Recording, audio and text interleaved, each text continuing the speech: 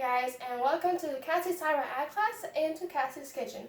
So with this month being National Pork Month and National Apple Month, we're going to put the two of them today and make caramel pork chops. Okay, so first we need to take some vegetable oil and just coat our pork chops in it so they can cook. And you don't want to cover them too much, just enough on each side. And then you need to flip it over. And make sure you wash your hands before doing this, before you cook anything, because that is very important. And then when you get pork chop one done, you're gonna grab it and place it in your skillet. And make sure that your setting is on medium-high to cook your pork chops. So you just want to make sure you coat all of them, and you can hear that good sizzle. Good sizzle.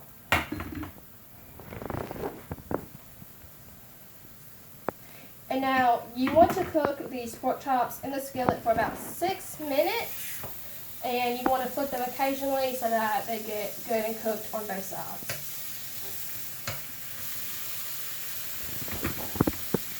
And now, something unique about these pork chops are that I raised these pork chops, or the pig, so to speak, and then I took them to market and I brought them home. So I'm cooking with my own pigs today.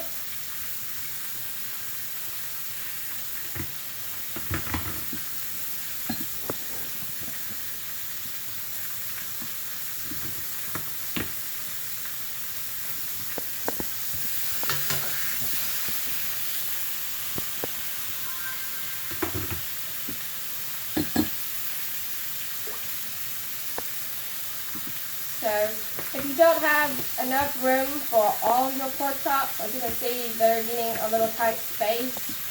You may just have to set one out for a minute until one of the other ones get done. And also while they're cooking, you want to have a dish in your oven being warmed up at 175 degrees because they're doing the cooking in here and not in the oven, so they're just going to keep it warm. You see there it's starting to cook.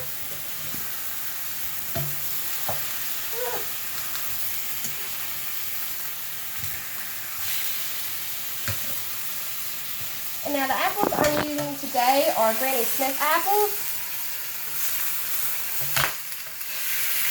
And those are the apples there. We're going to take a look at them.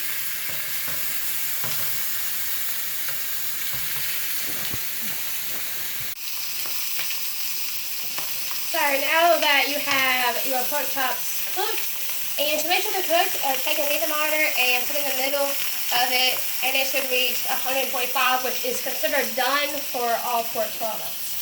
So don't they look nice and ready to be covered in caramel? I love caramel. Well, caramel and apples. So we're going to put them on this plate so they can be transferred into the oven for on 175 degrees, just so they can sit there until we get done with everything else. Now that our pork chops are in the oven, we are now going to make our caramel apples. So you need to get a mixing bowl of any size, probably small since it's not much to do.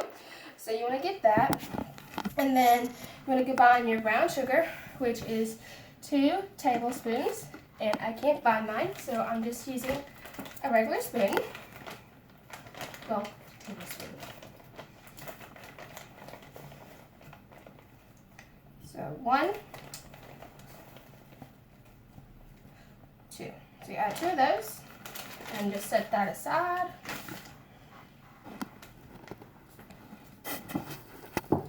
You're going to add some salt and pepper. Not add much, just a little bit. You may want to put some salt in your hand so you don't get a lot in there.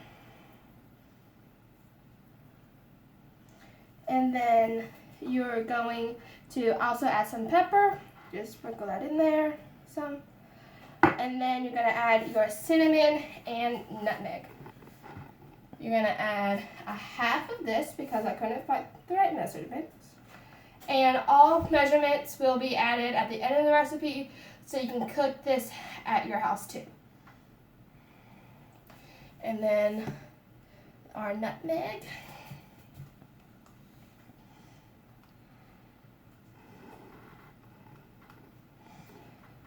And now we're going to add butter to our skillet so it can cook in it. Add that in there. And then we're going to ground up your mixture. Just mix it up some.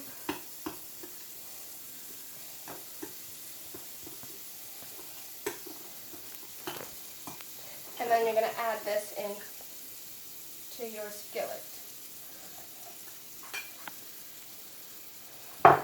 I'm going to take a spoon that you can use in here and just mix it more into the skillet and help get the butter to melt.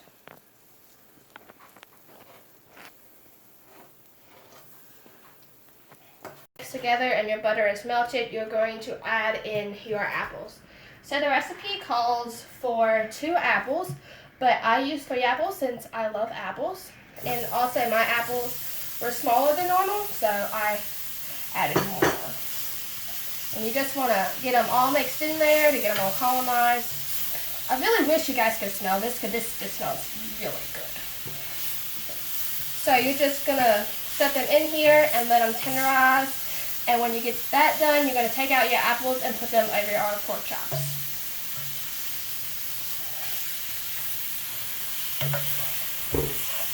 So they look good. Now that our sauce has thickened more, we are ready to put it onto our pork chops.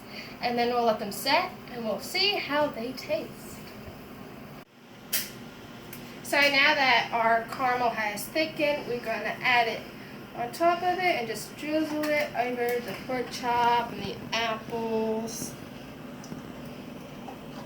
So I think that this looks really good. And we'll see how it tastes.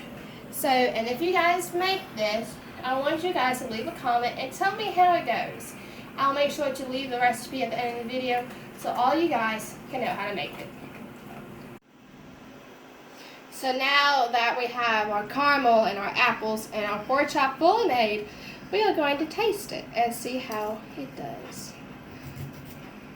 Okay, that's a bone. You may have issue cutting it because you can't see where everything is. Okay, that looks like meat. Okay, here. I'm sorry, I'm weak. I have no muscle, so it takes me a minute to cut.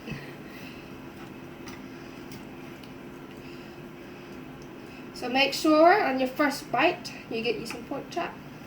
If I can get it out. Get you some pork chop, some caramel, some apple, and you take one big bite.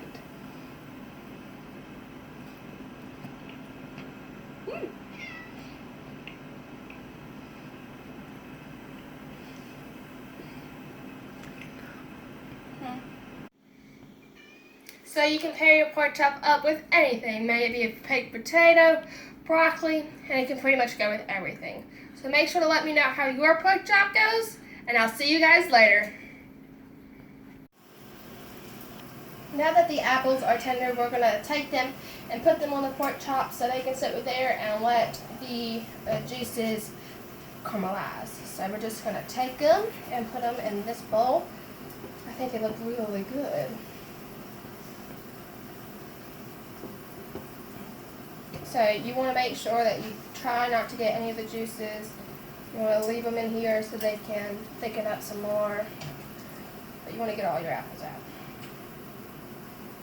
Now your big chunks of apples may take a little longer to get tender.